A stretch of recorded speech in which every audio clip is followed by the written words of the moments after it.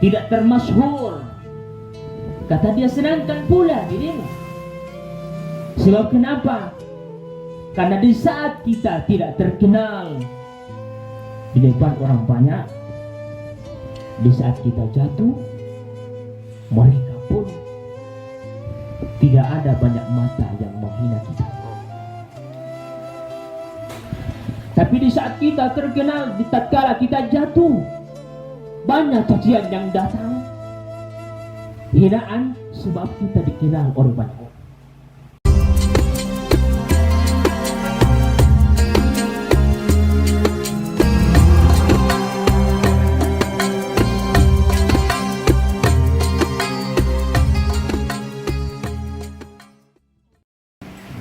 Semua yang hadir di sini saya muliakan. Insya Allah kita semua dimuliakan oleh Allah Subhanahu wa Ta'ala. Pemuda yang dirindukan oleh Allah Subhanahu wa Ta'ala, dirindukan oleh surganya Allah Subhanahu wa Ta'ala, adalah pemuda yang senantiasa hatinya ingin dekat dengan Allah Subhanahu wa Ta'ala. Salah satu buktinya kalau seorang hamba dekat kepada Allah Subhanahu wa Ta'ala, dia senantiasa ingin bermajlis ilmu, ingin belajar agama. Dijelaskan dalam salah satu kitab ulama besar, apa kira-kira yang membuat manusia ini imannya bertambah atau berkurang? Kata Syekh Profesor Dr. Abdul Razak bin Abdul Muhsin Al-Badar, beliau sebutkan di dalam kitabnya yang namanya Asbab Az-Ziyadatul Iman wal Qasi, salah satu perbuatan yang bisa menambah keimanan manusia, baik yang tua yang maupun muda, pertama kata beliau, yakni qiraatul Qur'anul Karim wa tadabburuh. Mereka harus mempelajari Al-Qur'an lewat membaca Al-Qur'anul Karim, wa tadabburuhu, dan mentadaburinya, mempelajari, mengamalkan apa yang ada di dalam Al-Qur'an. Bukankah ulama-ulama dahulu mereka menghafalkan Quran? Ada yang menghafalkan 30 juz secara menyeluruh, ada yang 5 juz, ada yang 10 juz. Dan bahkan Rasul sallallahu alaihi wasallam di saat mereka menjadi imam salat, mereka membacanya dengan panjang lebar. Tujuannya bukan hanya untuk dibaca, tetapi untuk meningkatkan kualitas keimanan manusia. Kualitas jamaahnya seperti apa keimanannya. Sebab manusia, bila mana manusia dibacakan ayat-ayat Al-Qur'anul Karim, maka hati yang sering takut kepada Allah, pasti hatinya akan menjadi bergerak tatkala di mana dia mendengarkan kalimat-kalimat ayat-ayat Allah Subhanahu wa Ta'ala. Kemudian yang kedua, salah satu amalan untuk menambah ziyadatul iman, menambah keimanan kita, yakni ma'rifatu asma'ul husna wa sifatul ula. Mengenali, memakrifati asma-asma Allah, nama-nama Allah Subhanahu wa Ta'ala, minimal yang disebutkan dalam Quran itu, yang 99 itu,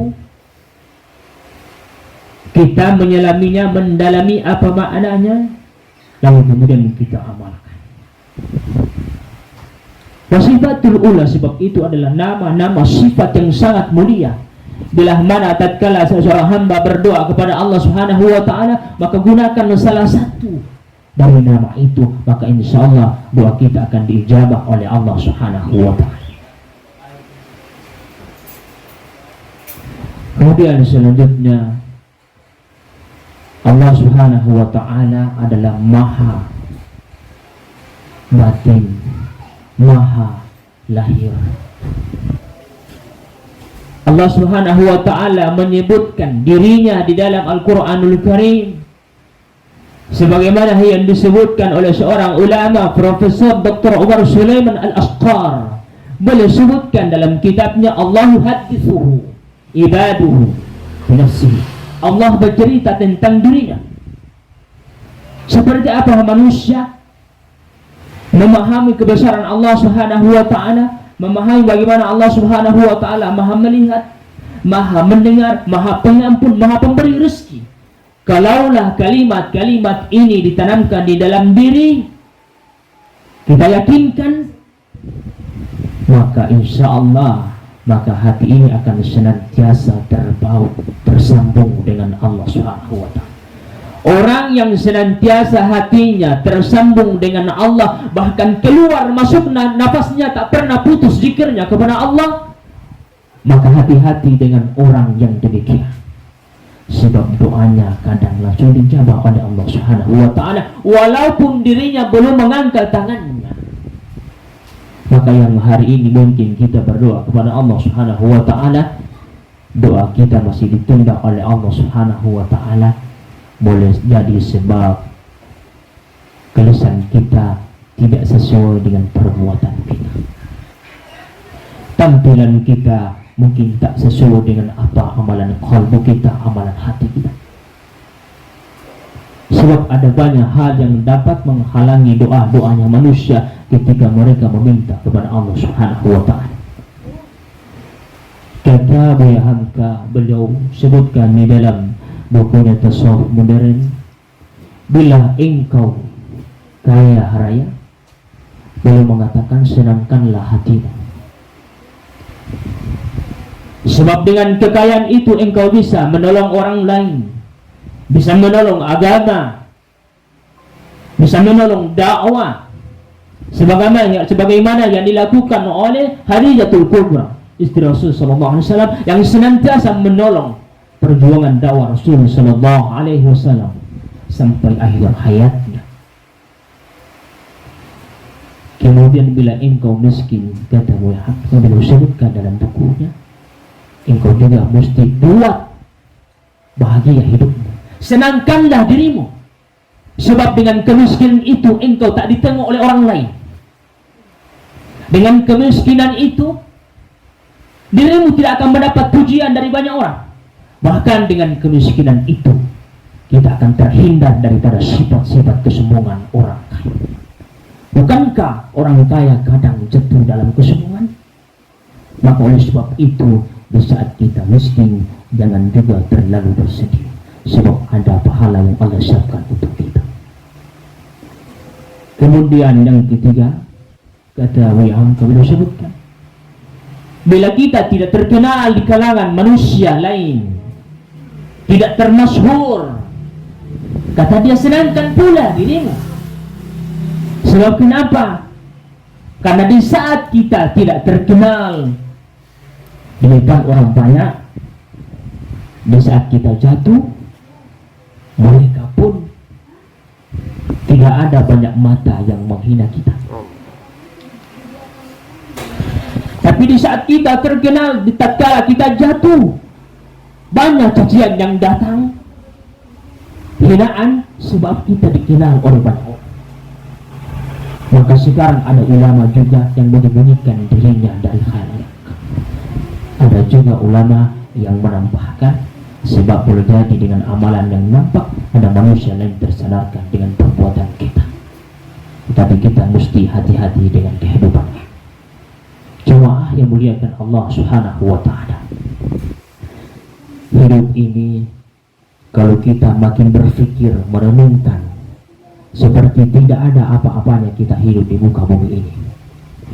Belah mana manusia ini, kata oleh Imam Syafi'i Jum'ah, kalau kita berdiam diri, berpangku diri, duduk manis di rumah tanpa ada kegiatan yang kita lakukan, maka kata oleh Imam Syekh Muhammad Al-Jum'ah, maka kita akan banyak ketinggalan kebaikan.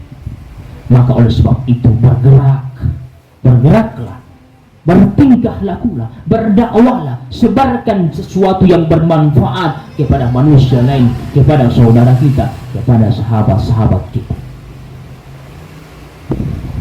Jangan sampai kematian kita tidak ada kenangan terbaik yang bisa ditiru, yang dipedomani oleh anak-anak kita nanti. Jadikan diri ini sebagai diri yang senantiasa menyampaikan cinta dan kasih sayang, yang mengantarkan kebaikan kepada hati manusia, bukan mengantarkan permusuhan ke dalam diri seseorang, tetapi antarkan kebaikan Ar-Rahman Ar-Rahimnya Allah Subhanahu wa ta'ala. Walaupun orang itu tak mendengarkan nasihat kita, tapi antarkan kebaikan itu, sebab hidayah adalah milik Allah Subhanahu wa ta'ala. Kita berdakwah adalah salah satu hanya untuk jalan, sebab orang kadang salah. Maka oleh sebab itu yang muliakan Allah Subhanahu wa ta'ala, keimanan itu kata para ulama harus senantiasa menjadikan hati ini menjadi hati yang nur, yang ada di antaranya senantiasa melakukan kebaikan, senantiasa mempertahankan amalan-amalan yang baik yang kita miliki. Kalaulah tidak mampu menambah amalan kebaikan, maka minimal mempertahankan amalan itu. Kalaulah kita tidak dapat memberikan, maka minimal jangan menolak pemberian orang lain. Dan kalaulah kita tidak mampu memberikan sebuah kasih sayang kepada orang lain, maka minimal jangan menghina saudara-saudara kita. Hadirin hadirin muliakan Allah Subhanahu wa ta'ala, kita semua tidak akan lama hidup di muka bumi ini. Maka oleh sebab itu, marilah kita senantiasa menjaga hati kita, menjaga amalan-amalan kita. Jangan sampai amalan kita terhapus dengan perbuatan kita sendiri. Marilah kita senantiasa menjaga kualitas keimanan kita. Sebagai penutup, ternyata ada amalan yang mampu merusak amalan yang kita tanam. Di antaranya adalah asyirku billah, syirik mendoakan kepada Allah Subhanahu wa ta'ala. Orang yang ada kekasihnya selain Allah, ada yang besar dalam hatinya selain Allah, maka kadang dia akan susah bisa menembus kebesaran Allah Subhanahu wa ta'ala. Dia akan susah melihat kebesaran Allah yang nampak di wajahnya. Kemudian yang kedua, yang kadang dapat menghapuskan amalan kita yang sudah kita tanam, kata para ulama, yakni ar-riya'u, yakni kadang manusia ingin melakukan sesuatu dengan rasa riya, berbahaya. Maka oleh sebab itu mudah-mudahan kita senantiasa pada jalan hidayahnya Allah Subhanahu wa ta'ala. Mudah-mudahan kita dikuatkan dalam kebaikan, istiqamah dalam menjalankan segala perintah Allah Subhanahu wa ta'ala, dan dimampukan oleh Allah Subhanahu wa ta'ala dalam menjauhi apa yang dilarang oleh Allah Subhanahu wa ta'ala. Mudah-mudahan kita semua insya Allah panjang umur.